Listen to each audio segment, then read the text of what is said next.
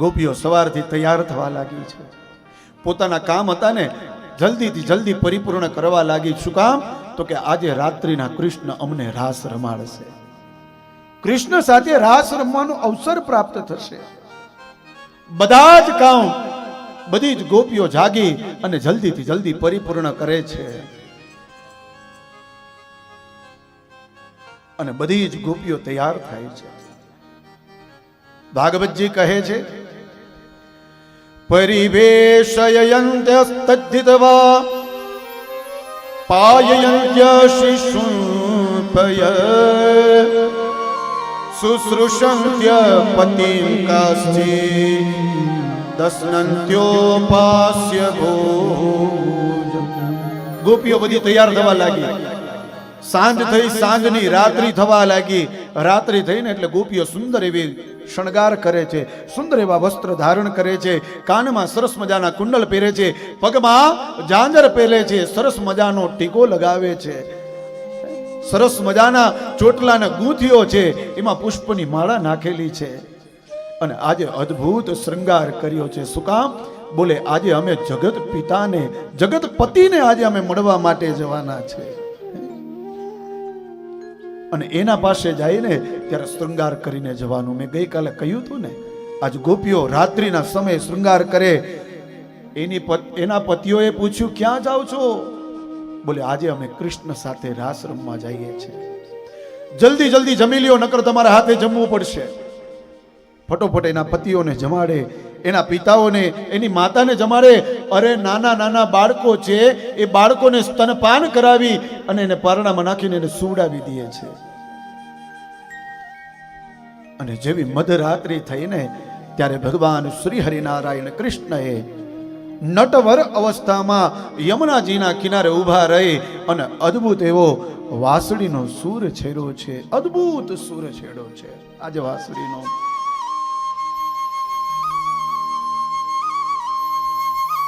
નિશમ્ય ગીતમ તદનંગ વર્ધનમ વ્રજસ્ત્રિય કૃષ્ણ ગૃહીત માનસા આ જગમુરંત્યોન મલિક્ષિતોદ્યમા સયત્ર કાંતો જવલોલ કુંડલા.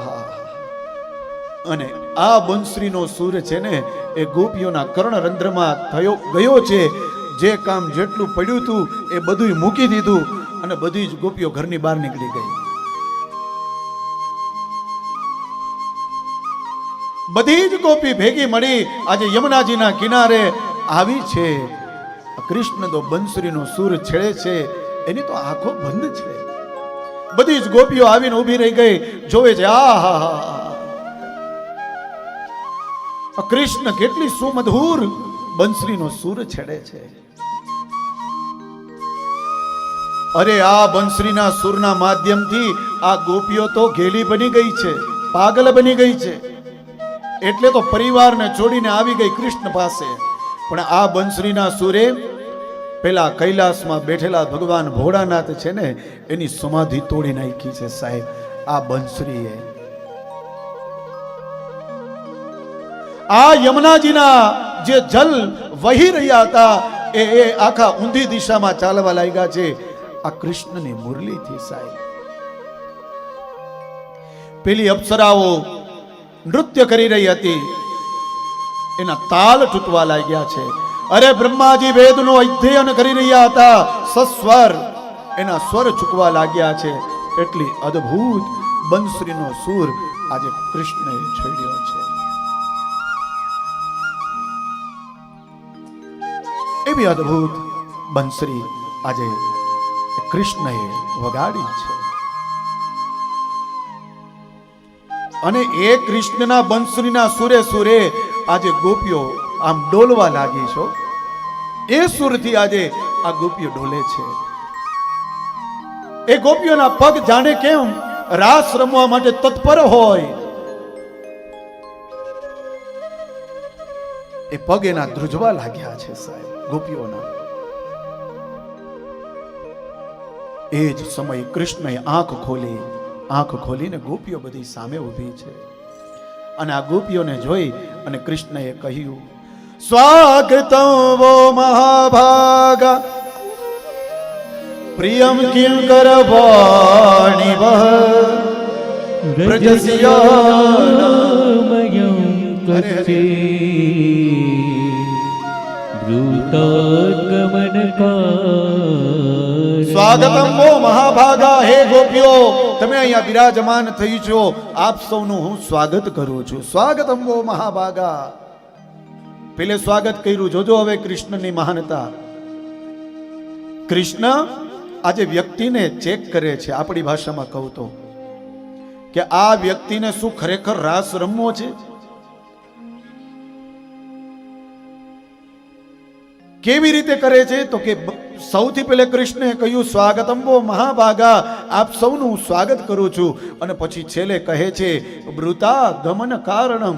હે ગોપીઓ, આ રાત્રિનો સમય છે. આ રાત્રિના સમયે પતિની સેવા કરવાની હોય, માતા પિતાની સેવા કરવાની હોય, બાળકોનું ધ્યાન રાખવાનું હોય, અને આ બધું કરવાની જગ્યાએ તમે એક પરપુરુષ પાસે રાત્રિના સમય આવીને ઊભી રહી છો, તમને ખબર નથી પડતી.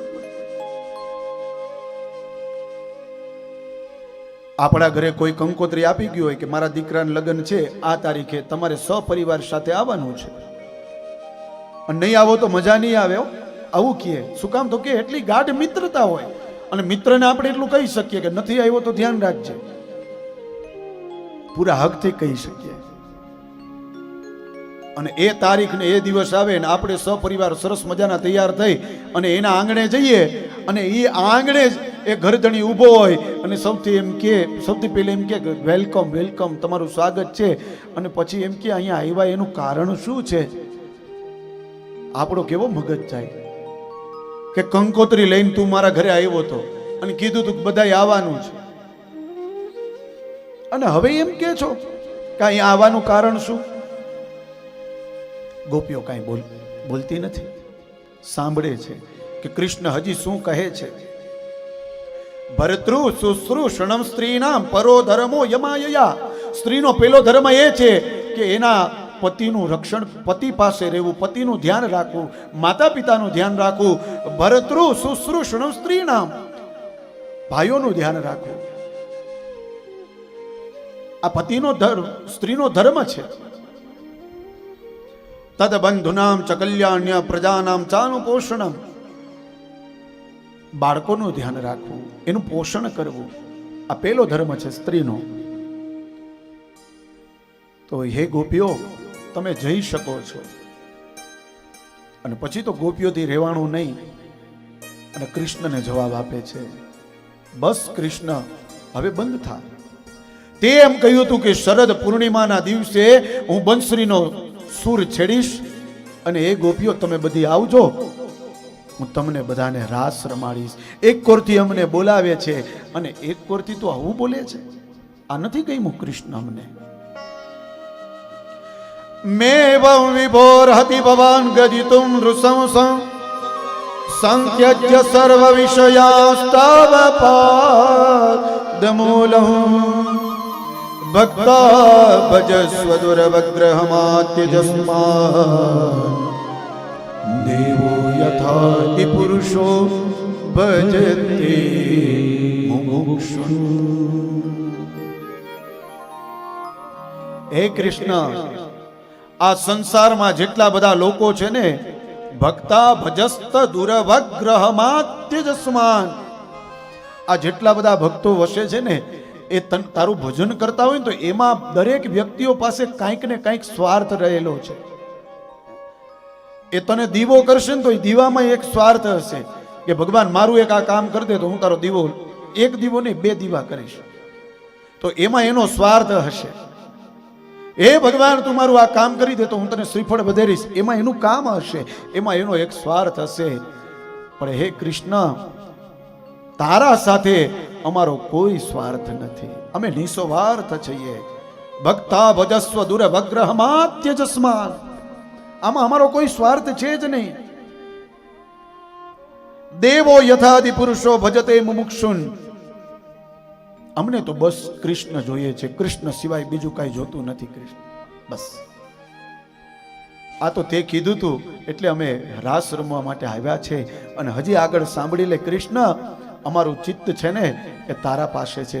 કદાચ તું અમને અત્યારે મોકલી દઈશ કે તમે તમારા ઘરે જાઓ, અમે કદાચ વયા જશું, પણ એક વાત સમજી લેજે, માત્ર આ ગોપીઓનું શરીર છે ને એ જ ત્યાં જશે, બાકી આ ચિત્ત છે ને એ તો કૃષ્ણ પાસે જ રહેશે, કારણ કે તું અમારા ચિતડાનો ચોર છો. ચિત્તં સુખેન ભવતા પવૃતં ગૃહેષુ યન્નિર્વિશંત્યુકરા વપી ગૃહ્ય કૃત્યે. હે કૃષ્ણ, અમારું ચિત્ત છે ને તારા પાસે જ છે, એટલે કદાચ તું અમને મોકલી દઈશ તો અમારું ચિત્ત અહીંયા રહેશે. હવે તારે શું કરવું છે એ તું કે તો અમે જઈએ, અને તું કે તો અહીંયા રહીએ. બોલ, હવે તારા ઉપર છે. કૃષ્ણને ખબર પડી ગઈ કે આ બધી ગોપીઓ છે ને એ પરિપક્વ બની ગઈ છે.